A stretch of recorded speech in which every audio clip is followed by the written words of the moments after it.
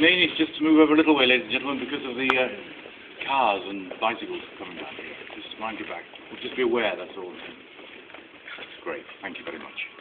Now, behind these imposing walls lies New College, which is a very attractive college and is well worth a visit.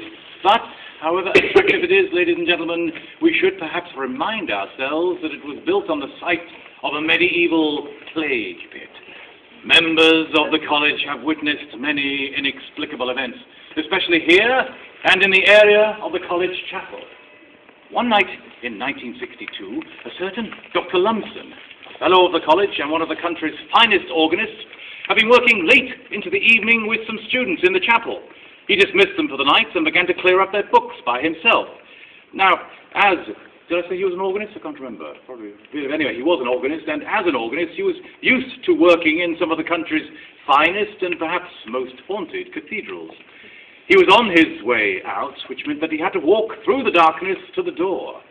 He had taken no more than 5 steps between the pews when some instinct made him look around, and as he did so, he was shocked to see the white head and face of a man sitting in the warden's stall.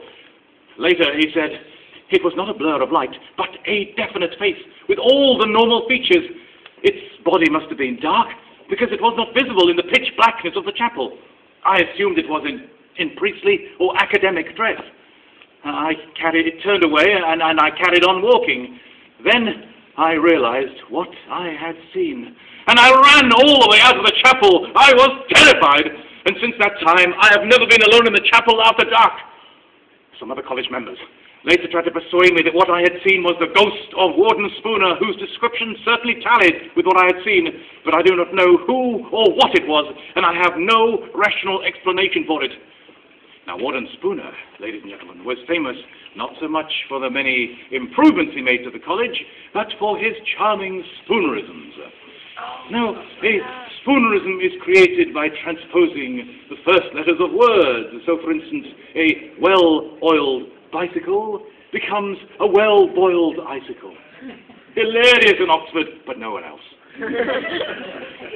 Now, if he had made an appearance that night, ladies and gentlemen, his head and face certainly would have stood out, for Warden Spooner was an albino.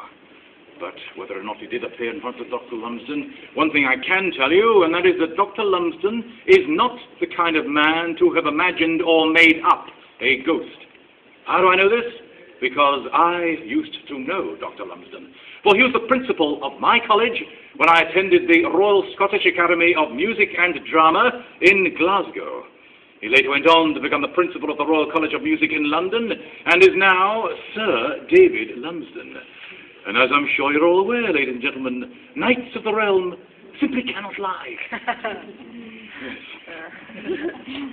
Now, behind these walls lie New College cloisters, which were used as an ammunition dump during the Civil War, and the lane itself is said to be haunted by the ghosts of royalist cavalrymen who would assemble here before battle.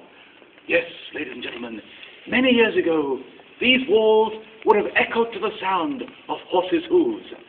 And that sound has not been heard for a long, long time. A long time, that is, until tonight. Now, I need 3 volunteers. Well done, sir. I think you must volunteer again. Excellent.